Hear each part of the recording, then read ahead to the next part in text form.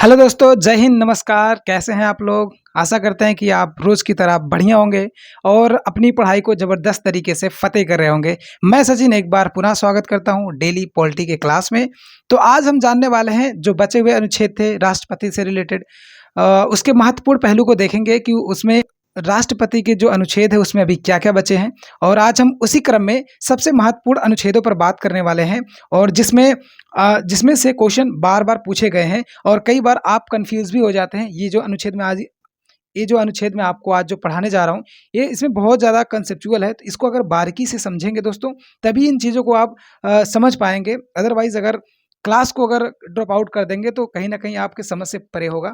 इसलिए मैं कह रहा हूँ दोस्तों, वीडियो शुरू करने से पहले वीडियो को लास्ट तक देखना और वीडियो को लास्ट में कमेंट करके बताना कि आज की वीडियो जो है, वो आपको कितना समझ में आई या नहीं समझ में आई। बाकी मैं अपनी तरफ से पूरी प्रयास करूँगा कि आपको ऐसा कोई भी मतलब टर्म देखने को ना मिले जो कि आपको समझ में ना आए। मैं ऐसा कोई कसर नहीं छोड़ता हूँ अपनी क्लास में कि आपको कोई भी लेकिन लग जाए कि हाँ, ये चीज़ मुझे समझ में नहीं आती या मुझे समझ में नहीं आई। ये नौबत मैं आने ही नहीं देता। मगर उसमें एक चीज़ चाहिए, आपका सपोर्ट होना बहुत ज़रूरी है, क्योंकि जब मैं क्लास ले रहा हूँ, तो आपको कॉन्सन्ट्रेट होकर के पूरे क्लास को वॉच करना है। अगर आप पूरे क्लास को वॉच कर लेते हैं, यकीन मानिए जितना मैं पढ़ा रहा हूँ, उसमें से अगर क्वेश्चन आएगा तो दोबारा आपका गलत कभी नहीं होगा। और जितना मैं पढ़ा रहा हूँ, वो सब क्वेश्चन पीवाईक्यू में आ चुके हैं और फ्यूचर में भी आएँगे। मैं उस टॉपिक की नस को पकड़ा हूँ, जहाँ से बार-बार एग्ज़ामिनर क्वेश्चन पूछने की कोशिश करता है और पूछा भी है और आगे फ्यूचर में भी पूछेगा। तो इसलिए आपको वीडियो को एकदम पूरे ध्यान से देखना है, तभी इन चीज़ों को आप समझ पाएँगे, ठीक है? क्योंकि राष्ट्रपति का जो टॉपिक है बहुत ज़्यादा टिपिकल होता है, बहुत ही ज़्यादा कंसेप्चुअल होता है। इसलिए अगर आपको राष्ट्रपति के बारे में पूर्णतः जानना है, तो प्लीज़ आप वीडियो को लास्ट तक देखना। देखना कि लास्ट में आप खुद कमेंट करेंगे कि जी हाँ, बिल्कुल चीज़ें आपको समझ में आ गई और आगे भी जो अनुच्छेद आने वाले हैं, वो और ज़्यादा इम्पोर्टेंट होने वाले हैं। तो आज का सेशन तो महत्वपूर्ण होने वाला ही है, लेकिन कल का जो सेशन होगा वो और ज़्यादा महत्वपूर्ण होने वाला है। तो दोस्तों, बिना समय गँवाए चलते हैं, वीडियो को स्टार्ट करते हैं। आज हम देखने वाले हैं अनुच्छेद 87 को और उसके बाद हम जो अनुच्छेद देखेंगे, अनुच्छेद 108 होगा, उसके बाद अनुच्छेद 111 होगा। लगभग 3 अनुच्छेदों को हम आज कवर करने की कोशिश करेंगे। देखेंगे कि उनके अंदर उनका जो कांसेप्ट है वो कितना गहरा है, उसके हिसाब से हम अनुच्छेद को इस क्लास में रखते हैं। क्योंकि अगर थोड़ा सिंपल में रहता है तो कम से कम 3 से 4 अनुच्छेद को हम पुट अप करते हैं क्लास में। अगर कहीं न कहीं कोई अनुच्छेद ऐसा होता है जिसमें कंसेप्चुअल गहराई थोड़ा ज़्यादा होती है, तो उसमें कम से कम 1-2 अनुच्छेद को ही रखना पड़ता है, क्योंकि मैं ज़्यादा पढ़ा करके आपके माइंड को लोड नहीं देना चाहता। मैं सोचता हूँ कि जितना मैं पढ़ाऊँ, वो चीज़ आपको बेहतरीन तरीके से आपके माइंड में एकदम क्लियर होना चाहिए, क्लियर कट, ताकि कोई पूछे तो आपका जो जवाब हो आपको टिप होना चाहिए। ठीक है दोस्तों? तो आइए हम निगाह डालते हैं किस पे? बोर्ड पर। तो आज का सेशन होगा अनुच्छेद 87 के ऊपर। तो चलिए स्टार्ट करते हैं। सबसे पहले देखेंगे कि अनुच्छेद 87 क्या कह रहा है। अनुच्छेद 87 में कह रहा है कि राष्ट्रपति के अभिभाषण की बात की गई। क्या दोस्तों? जो अनुच्छेद 87 है, उसमें राष्ट्रपति के अभिभाषण की बात की गई। जी हाँ, राष्ट्रपति का अभिभाषण क्या होगा? ये बहुत लोगों को पता ही नहीं होगा कि राष्ट्रपति का अभिभाषण तो पता है कि अनुच्छेद 87 में राष्ट्रपति का अभिभाषण है, लेकिन भाई अभिभाषण जो दिया है, वो कैसा अभिभाषण है, वो किस प्रकार का अभिभाषण है और राष्ट्रपति उसे कब देते हैं और किसको देते हैं? इसमें कई सारे डायमेंशन छिपे हैं दोस्तों। आप अगर ध्यान से गौर करेंगे तो इसमें अलग-अलग डायमेंशन से आपको देखने को मिल जाएगा कि जो राष्ट्रपति भाषण देते हैं, वो कब देते हैं, किसको देते हैं, जो राष्ट्रपति भाषण तैयार किया गया है, वो किसके माध्यम से तैयार किया गया है। 3 प्रश्न तो मैं इसी एक टर्म से आपके सामने बना दिया हूँ, ठीक है? अगर आप इसे देखेंगे तो हर डायमेंशन से अगर देखेंगे दोस्तों, तो एक ही टॉपिक से, मतलब एक अनुच्छेद से आप कई एमसीक्यू बना सकते हैं और इसमें मेंस में भी क्वेश्चन पूछे जा सकते हैं, ठीक है? तो कह रहा है कि अनुच्छेद 87 राष्ट्रपति के अभिभाषण की बात की गई है, लेकिन अभिभाषण होता क्या है, इसके बारे में देखते हैं, ठीक है? जो राष्ट्रपति का अभिभाषण है दोस्तों, वो तो अनुच्छेद 87 तो कह ही रहा है कि राष्ट्रपति का अभिभाषण है, लेकिन जो राष्ट्रपति अभिभाषण देता है, वो कब देता है और क्यों देता है? तो मैं आपको एक लाइन में बता दूं कि राष्ट्रपति का जो अभिभाषण होता है दोस्तों, वो 2 बार देते हैं। कब देते हैं दोस्तों? राष्ट्रपति 2 बार देते हैं। तो आइए देखते हैं कब-कब कब-कब देते हैं। तो पहली की अगर बात कर लें, जो पहला अभिभाषण होता है, वे कब देते हैं? वर्ष के प्रथम सत्र की पहली बैठक के बाद। क्या दोस्तों? जो वर्ष का प्रथम सत्र होता है, चुनाव होने के बाद जो प्रथम सत्र होता है, उसके पहली बैठक में क्या करते हैं? राष्ट्रपति अभिभाषण देते हैं। एक-एक चीज़ आपको क्लियर करता चलूँगा, बस आप लोग कॉन्संट्रेट करके बोर्ड पर अपनी निगाहें को बना कर रखिए, ठीक है?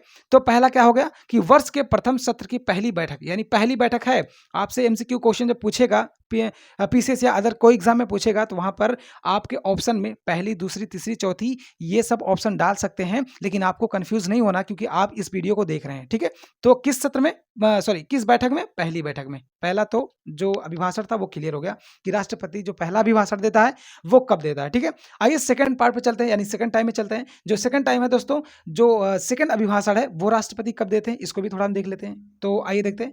कह रहा है कि आम लोकसभा चुनाव, क्या दोस्तों, आम लोकसभा चुनाव के बाद की जो पहली बैठक होती है, क्या दोस्तों, आम लोकसभा चुनाव के बाद जो पहली बैठक होती है तो राष्ट्रपति इसमें क्या करते हैं, इसमें भी अभिभाषण देते हैं। तो कितने अभिभाषण हो गए दोस्तों, 1 और 2। ठीक है, मैंने 2 बताया, 2 क्लियर हो गया। आइए इसके आगे देखते हैं, उसके बाद राष्ट्रपति क्या करते हैं। कह रहे हैं कि दोनों सदनों को क्या करता है, दोनों सदनों को संयुक्त रूप से भाषण देता है। क्या दोस्तों, दोनों सदनों को संयुक्त रूप से भाषण देते हैं। इसी को कहा जाता है, क्या दोस्तों, इसी को कहा जाता है राष्ट्रपति का अभिभाषण कहा जाता है। जी हाँ, इसी को कहा जाता है राष्ट्रपति का अभिभाषण, जो कि पहले ही मैंने हाईलाइट करके रखा था।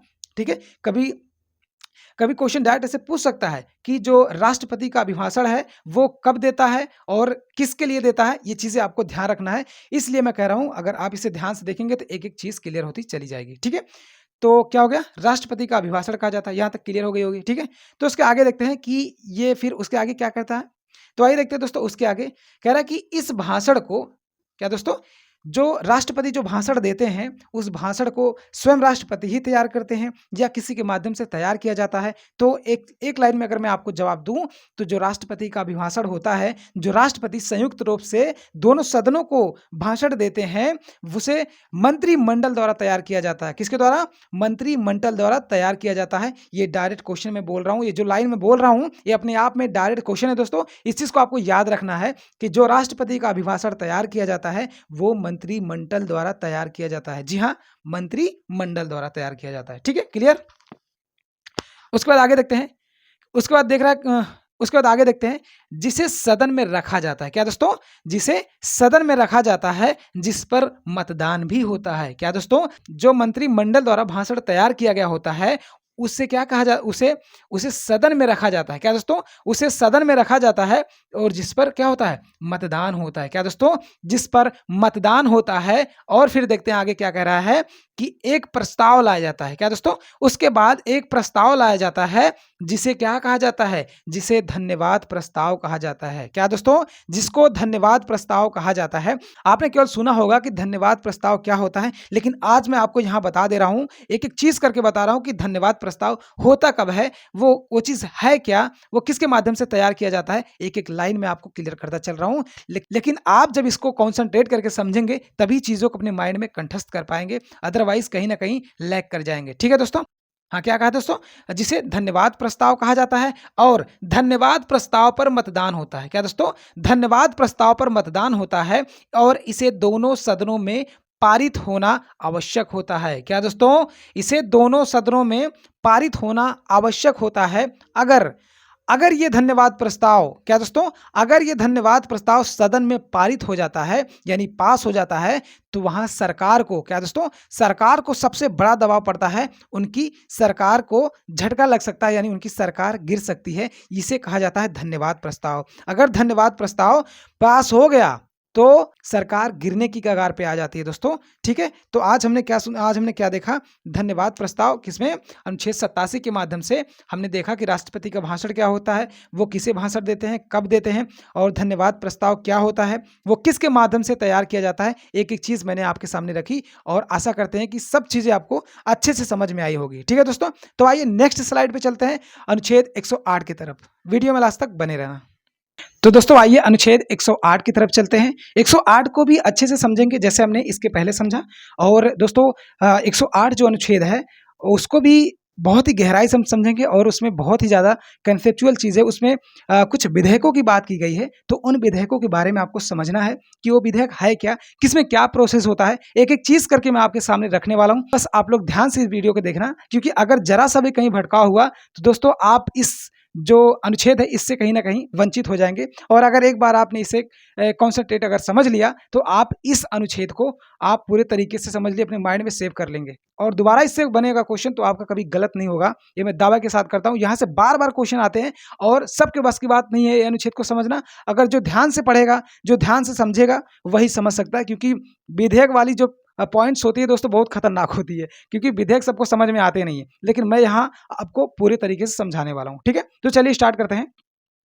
कह रहा है कि जो अनुच्छेद 108 है दोस्तों, वो राष्ट्रपति संयुक्त अधिवेशन बुलाता है। क्या दोस्तों, अगर डायरेक्ट क्वेश्चन कभी क्या अभी पिछले आप पीवाईक्यू को उठा कर देखेंगे तो उसमें डायरेक्ट पूछ सकता है कि राष्ट्रपति जो संयुक्त अधिवेशन बुलाता है वो किस आर्टिकल यानी किस अनुच्छेद के तहत बुलाता है। तो ये चीज आपको ध्यान रखना। वो कौन सा अनुच्छेद है दोस्तों, वो है अनुच्छेद 108। क्या दोस्तों, अनुच्छेद 108 में राष्ट्रपति संयुक्त अधिवेशन बुलाता है। जी हाँ, 108 में राष्ट्रपति संयुक्त अधिवेशन बुलाता है। जी हाँ, इसको आप लोग ध्यान रखना है। ठीक है, अच्छा देख लेते हैं, राष्ट्रपति संयुक्त अधिवेशन बुलाते हैं 108 में। जी हाँ, ठीक है, बुला लेते हैं। लेकिन भाई जब वो संयुक्त अधिवेशन बुला रहे हैं वो किसके लिए बुला रहे हैं, कोई ना कोई तो रीजन तो होगा कि इसलिए उन्होंने संयुक्त अधिवेशन बुलाने का कष्ट तो किया होगा। ठीक है, तो आइए देखते हैं वो किस लिए बुलाए जाते हैं। तो संयुक्त अधिवेशन तब बुलाई जाती है दोस्तों, कब, जब दोनों सदनों में मतभेद हो जाता है। क्या, एक बार फिर से देखते हैं, संयुक्त अधिवेशन तब बुलाई जाती है जब दोनों सदनों में आपस में मतभेद हो जाता है। क्या दोस्तों, जब दोनों सदनों में आपस में मतभेद हो जाता है तो राष्ट्रपति क्या करता है, संयुक्त अधिवेशन बुलाता है। यहां से कई क्वेश्चन हम बना सकते हैं कि राष्ट्रपति का जो संयुक्त अधिवेशन है वो किस अनुच्छेद में बुलाया जाता है। एक पॉइंट से यहां हो गया। राष्ट्रपति जो संयुक्त अधिवेशन बुलाता है वो किस लिए बुलाता है, तो वो जब दोनों सदनों में मतभेद हो जाता है इसलिए बुलाता है। तो यहाँ से दो क्वेश्चन आप डायरेक्ट बना सकते हैं, और भी चीज़ें अगर अलग अलग डायमेंशन में बनाएंगे तो और भी चीज़ें बनेंगी। ठीक है, तो यहाँ आपने देखा कि राष्ट्रपति जब संयुक्त अधिवेशन बुलाते हैं वो जब दोनों सदनों में मतभेद हो जाता है तब राष्ट्रपति संयुक्त अधिवेशन बुलाते हैं। ठीक है, तो आइए देखते हैं कि जो संयुक्त अधिवेशन बुलाई जाती है वो किस किस विधेयक में बुलाई जाती है। इस चीज़ को थोड़ा बारीकी से समझना और ध्यान देना इस बात को कि जो मैं विधेयक का नाम लिया हूँ ना, तो विधेयक सबको समझ में जल्दी नहीं आते, लेकिन जब इसको ध्यान से आप एक बार समझ ले तो फिर दोबारा भूल भी नहीं सकते हैं, ये इसकी खासियत है। ठीक है, जो संयुक्त अधिवेशन बुलाई जाती है वो किस विधेयक के तहत बुलाई जाती है ये भी आपको ध्यान रखना है। क्या दोस्तों, 4 विधेयक के तहत होते हैं, जो 4 विधेयक हैं उसी के तहत बुलाए जाते हैं, लेकिन उस 4 विधेयक में किस विधेयक के तहत बुलाए जाते हैं ये चीज हमको देखना है। क्या दोस्तों, तो आइए देखते हैं कौन से विधेयक में संयुक्त अधिवेशन बुलाई जाती है। तो सबसे पहले देखते हैं साधारण विधेयक। क्या दोस्तों, जो संयुक्त अधिवेशन बुलाते हैं राष्ट्रपति वो किसके माध्यम से, साधारण विधेयक के तहत जो संयुक्त अधिवेशन बुलाई जाती है वो साधारण विधेयक के तहत बुलाई जाती है। ठीक है, एक हो गया साधारण विधेयक के तहत बुलाई जाती है। दूसरा देखेंगे, दूसरा वित्त विधेयक के तहत भी बुलाई जाती है। क्या दोस्तों, जो संयुक्त अधिवेशन है वो साधारण विधेयक और वित्त विधेयक के तहत, दोनों के तहत संयुक्त अधिवेशन बुला सकता है कौन, राष्ट्रपति महोदय। ठीक है, तो हमने अभी आपको बताया कि 4 विधेयक होते हैं, एक होता है साधारण विधेयक होता है, एक होता है वित्त विधेयक होता है, एक होता है धन विधेयक होता है, और चौथा होता है क्या दोस्तों, संविधान संशोधक विधेयक होता है। इसमें से जो 4 विधेयक हैं, 4 विधेयक में से 2 विधेयक के माध्यम से हम क्या करते हैं, संयुक्त अधिवेशन बुलाते हैं, जिसमें से पहला हो गया वित्त विधेयक हो गया। क्या दोस्तों, पहला वित्त विधेयक, दूसरा साधारण विधेयक। यह हम कह सकते हैं कि पहला साधारण विधेयक, दूसरा वित्त विधेयक। इसको हम आगे पीछे कर सकते हैं, कोई दिक्कत नहीं है। ठीक है, और किसमें नहीं बुलाया जाता, तो बचा हमारे पास 2 अनुच्छेद, वो कौन कौन से, वो हो गए धन विधेयक और कौन सा, संशोधन विधेयक। क्या दोस्तों, धन विधेयक और संशोधन विधेयक में क्या किया जाता है, संयुक्त अधिवेशन नहीं बुलाई जाती। यहाँ मैंने क्रॉस का निशान लगाया है, आप देख सकते हैं। क्या दोस्तों, यहाँ मैंने क्रॉस का निशान लगाया है इसलिए क्योंकि धन विधेयक और संविधान विधेयक में क्या, संयुक्त अधिवेशन नहीं बुलाई जाती है। ठीक है, ये चीज आपको क्लियर हो जानी चाहिए कि 4 विधेयक है, 4 विधेयक में से 2 विधेयक के तहत संयुक्त अधिवेशन बुलाई जाती है। वो कौन कौन से, साधारण विधेयक है और कौन सा है, और वित्त विधेयक है। किसमें नहीं बुलाई जाती है, धन विधेयक और संविधान संशोधन विधेयक के माध्यम से क्या, संयुक्त अधिवेशन नहीं बुलाई जाती है। ये चीज आपको बेहतरीन तरीके से, मेरे ख्याल से कोई डाउट नहीं होना चाहिए जो चीज मैंने आपको बताई। ठीक है, तो आइए इसके बाद आगे कर लेते हैं। जब संयुक्त अधिवेशन बुलाया जाता है, अच्छा एक बात यहाँ पर कहीं ना कहीं कंफ्यूजिंग होगी, आप लैग कर जाएंगे अगर इस बात को ध्यान नहीं देंगे कि जो संयुक्त अधिवेशन बुलाई जाती है दोस्तों, जो संयुक्त अधिवेशन बुलाई जाती है वो किसके माध्यम से, राष्ट्रपति के माध्यम से। जी हाँ, राष्ट्रपति के माध्यम से बुलाई जाती है, लेकिन संयुक्त अधिवेशन की अध्यक्षता कौन करता है इसको आपको बताना है। अगर आप जानते हैं तो कमेंट करके बताएं। ठीक है, तो कहीं ना कहीं यहाँ पर पता है क्या कंफ्यूजिंग रहेगी, यहाँ पर अगर ऑप्शन में राष्ट्रपति डाल दिया या और कुछ डाल दिया तो सभी क्या करेंगे, जिनको जानकारी है वो तो ठीक लाइन पे जाएंगे, जिनको जानकारी नहीं रहेगी तो वो सीधा राष्ट्रपति की तरफ रुख मोड़ेंगे। क्यों? क्योंकि संयुक्त अधिवेशन की जो बुलावा है वो राष्ट्रपति ही बुला रहे हैं। तो अगला बंदा जब सोचेगा भाई जब राष्ट्रपति बुला रहे हैं तो जाहिर सी बात है उसकी अध्यक्षता भी कौन करेंगे, राष्ट्रपति करेंगे। यहीं पर आप क्वेश्चन को गलत कर बैठेंगे और आप एग्जाम से बाहर हो जाएंगे। ठीक है, तो जो मेरी क्लास को देख रहा है वो इस गलती को नहीं करेगा। क्या दोस्तों, जो मेरी इस क्लास को देख रहा है वो इस गलती को नहीं करेगा। तो मैं अगर एक लाइन में अच्छे से जवाब देना चाहूं तो आप कान खोल के सुनिए कि जो राष्ट्रपति का अधिवेशन, संयुक्त अधिवेशन राष्ट्रपति द्वारा बुलाया जाता है उसकी अध्यक्षता लोकसभा स्पीकर करता है। क्या दोस्तों, लोकसभा स्पीकर या लोकसभा अध्यक्ष कह सकते हैं। क्या दोस्तों, एक बार फिर से मैं बता देना चाह रहा हूं कि जो राष्ट्रपति का संयुक्त अधिवेशन बुलाया जाता है उसकी अध्यक्षता राष्ट्रपति ना करके लोकसभा अध्यक्ष करता है। जी हाँ, लोकसभा अध्यक्ष। जी हाँ, अगर यहाँ पर एक सवाल और भी हो सकता है ना दोस्तों कि अगर जब राष्ट्रपति संयुक्त अधिवेशन बुलाता है, अगर उस समय लोकसभा अध्यक्ष अगर मौजूद ना हो तब कौन करेगा भाई, राष्ट्रपति करेगा या फिर और कोई करेगा? जी नहीं, राष्ट्रपति तो यहाँ नहीं करेंगे। अगर लोकसभा स्पीकर नहीं मौजूद रहेगा तो उस समय क्या करेंगे, उस समय उपाध्यक्ष महोदय करेंगे। ये तो जो अध्यक्षता है मेन पार्ट किसका है, किसका काम है, ये लोकसभा अध्यक्ष का काम है। ठीक है, अगर लोकसभा अध्यक्ष नहीं करेंगे तो लोकसभा उपाध्यक्ष इसकी अध्यक्षता करेंगे। ये चीज आपको याद रखना है। लेकिन एक और कंसेप्ट है, अगर लोकसभा का उपाध्यक्ष भी अगर नहीं मौजूद होता है दोस्तों तब कौन करेगा, ये एक कड़ी में और जोड़ना चाह रहा हूं, ये चीज आपको ध्यान रखना है। ठीक है, अगर लोकसभा का उपाध्यक्ष भी अगर नहीं मौजूद होगा तो राज्यसभा का उपाध्यक्ष करेगा। ये चीज आपको ध्यान रखना है। ठीक है, मैंने 3 चीजें बताई कि अगर संयुक्त अधिवेशन की अध्यक्षता सबसे पहले कौन करेगा, लोकसभा स्पीकर करेगा या लोकसभा अध्यक्ष भी उसी को कहते हैं। लोकसभा अध्यक्ष अगर नहीं मौजूद है तो लोकसभा का उपाध्यक्ष इसकी अध्यक्षता करेगा। किसकी, संयुक्त बैठक की, जिसे राष्ट्रपति ने बुलाया है। लेकिन अगर वहीं पर उपाध्यक्ष भी महोदय अगर नहीं मौजूद है तब क्या करेंगे भाई, तब राज्यसभा का उपाध्यक्ष इसकी अध्यक्षता करेगा। एक चीज यहां पर ध्यान रखना, ये उपाध्यक्ष और अध्यक्ष की बात आएगी लेकिन राज्यसभा में उपाध्यक्ष करेगा और राज्यसभा का जो सभापति होता है वो नहीं करेंगे। क्यों? क्योंकि वो उपराष्ट्रपति का दर्जा होता है। उपराष्ट्रपति कभी भी लोकसभा संयुक्त अधिवेशन की क्या करेंगे, अध्यक्षता नहीं कर सकते। अब यहाँ पे ये मत जोड़ लेना कि जो राज्यसभा अगर उसके उपाध्यक्ष अगर नहीं होंगे तो भाई अध्यक्ष कर देगा, ये सरासर गलत हो जाएगा। ठीक है, एक लाइन में मैं सीधा जवाब देना चाह रहा हूँ कि जो राष्ट्रपति के द्वारा संयुक्त अधिवेशन बुलाई जाती है उसकी अध्यक्षता लोकसभा अध्यक्ष करते हैं। अगर लोकसभा अध्यक्ष महोदय अगर मौजूद नहीं है तो लोकसभा का उपाध्यक्ष उसकी अध्यक्षता करता है। अगर लोकसभा उपाध्यक्ष भी अगर मौजूद नहीं है तो राज्यसभा का उपाध्यक्ष इस संयुक्त अधिवेशन की अध्यक्षता करता है। ठीक है, बेहतरीन तरीके से मैंने आपको समझाया। आशा करते हैं कि भाई एक पॉइंट भी नहीं छूटना चाहिए, क्योंकि मैंने बहुत शिद्दत से ये चीज़ को समझाई है। अगर इस चीज़ को भी आप नहीं समझ पाएंगे तो फिर मुझे नहीं लगता कि कोई आपको इस तरह समझाएगा। ठीक है, मेरे ख्याल से मैंने जो था वो चीज़ आज के जो सेशन था, आज का जो क्लास था, मैंने बहुत ही अच्छे तरीके से आपको समझाने का प्रयास किया। मैंने केवल कौन कौन सा डिस्कस किया है, आज मैंने क्या क्या डिस्कस किया दोस्तों, अनुच्छेद 87 को और अनुच्छेद 108 को। आज 2 ही अनुच्छेद क्यों हुए कि कल तो मैंने 4 अनुच्छेद डिस्कस किए थे। इसमें 2 रीज़न होते हैं दोस्तों। अगर अनुच्छेद, आप देख सकते हैं ना कि इस अनुच्छेद में कितनी गहराई है, इस अनुच्छेद में बहुत ज़्यादा गहराई है और बहुत ज़्यादा कंसेप्ट है। अगर मैं एक ही चीज़ पर बहुत ज़्यादा अनुच्छेद लाद दूँ, आपके ऊपर प्रेशर दे दूँ, तो आप याद कर पाएंगे? नहीं कर पाएंगे।